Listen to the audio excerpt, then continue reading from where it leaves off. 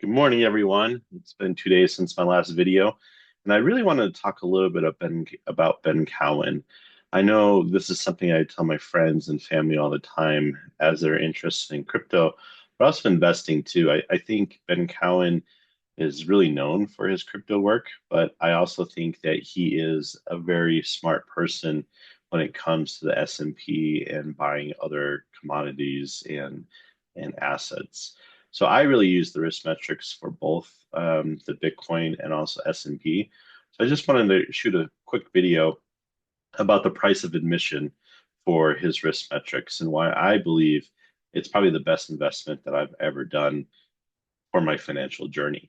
As you might have known, I talked about in my last couple of videos that I was really looking for a system in 2020 when we had the crash to DCA into the market in a way that's going to be logical, but also using some sort of system or math using regression models. And the regression models that he's come up with is really the price of the asset compared to time and really understanding what those metrics are as far as how often does that asset sit into what he calls the metrics or the risk metrics. So for me, I've been a member since 2020. Ben has made me a ton of money just following this simple system. And I really feel like if you're looking for something, and I don't get paid to say this, but there's no doubt that this is the best plan out there. He does have the a pro plan, which I recommend. All of the stuff he puts into the Telegram channels, I think it's worth alone just the $99. Everyone says keep buying alts, and as he said just recently, he thinks the the um, the dominance for Bitcoin is going to go past 60%, which it just hit this morning. So he uses a lot of math, a lot of logic, what's happened in prior cycles to kind of forecast what's going to happen. There's been probably 5 or 6 times that I've said, I think Ben's wrong on this one. I'm going to do the opposite. And I tell you what, I would have made a lot more money if I would have just stuck to what he said. And I still made money. But I would have made a lot more if I just would have done what Ben was doing. So I think for me, the biggest issue I have is sticking to one specific plan. And these are not things that are going to be overnight. Like to go from a wristband down to up to another, it takes time. So understanding that when it's past my risk tolerance to let it go and focus on other things, whether it's other assets or focusing on accumulating cash. He talks a lot about having cash on the side in order to kind of get into those dips. And I think that's where my margin is going to come into play. So really, Ben Cowen, like I said, you can do the $49 a month. I got in super early, so that's what I pay for the pro plan. But even at 99, if you want to go for lifetime, it's a one-time fee of 10 grand. I think it used to be a lot cheaper. I think it used to be around 2,500 to 3,000. So I was looking at one time, but you can just see there's over almost 5,000 people in his community. If you look at his YouTube, he almost has 1 million subscribers. I mean, he's the goat, I think, when it comes to crypto investing. So I just want to let you know or take a look inside the risk metrics that he has set up. You can get this on your phone if you want.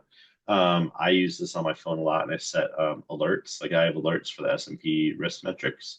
But essentially, what you're doing is you're creating a system of when to DCA into the market. So a lot of people, what they do is they'll do like a monthly check or a monthly buy-in at 0.56. And then if it drops to a 0.45 or a zero point 0.4 to a zero point 0.5, they'll double it, right? So let's say you do $100 a month or $100 a week, you would go 200. And that's why I call it dynamically DCing into the market, is you're not just putting everything in here just in case the market keeps dropping, right? So let's say by month two, it drops again into the 4 to zero point 0.4 to zero point 0.5, you would put 200 in. And let's say next month it drops even more, you would put $300 in and 400. So you get the point. The thing is, you just need to figure out what you're comfortable with and kind of where we're at within these risk metrics. As you can see here, You know, Bitcoin getting down to these point twos rarely happens. I know when it dropped all the way down to, you know, under 20, and this is in 2022, I think it all got down to 16,000. I was trying to sell the farm. Right? I was trying to buy whatever I could, you know, save every penny to put into crypto because I knew historically the risk metrics down here at the point two really only happens, you know, 12% or 15% of the time, right?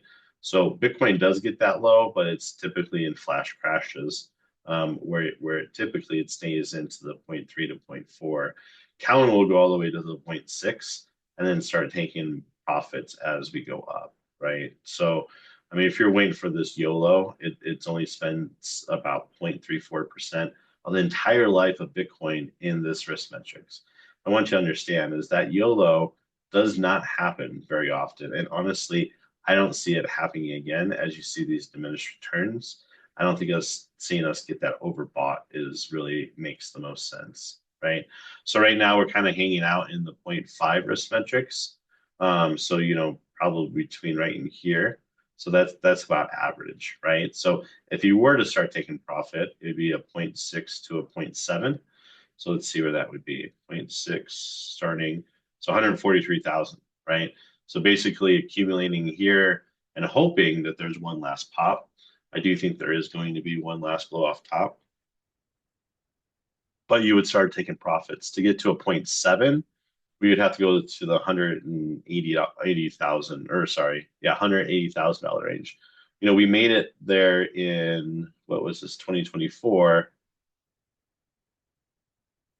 What was the price of Bitcoin?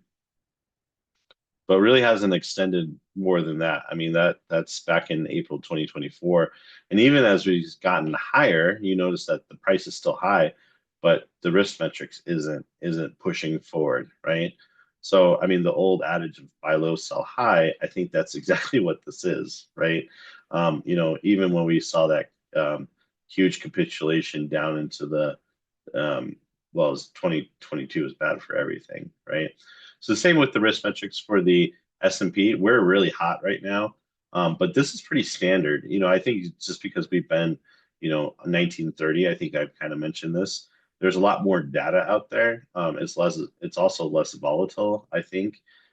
So you don't see these huge spikes because it's such a mature asset class. Look at the S&P. But, you know, if you look at the ebb and flow, and I've shown this chart before, you know, really right now we're in the point 0.8. So let's say you cap off at the 0.7. So 0.7, you would be waiting for it to drop down to, you know, about 6,400, right? So that's 500 points away.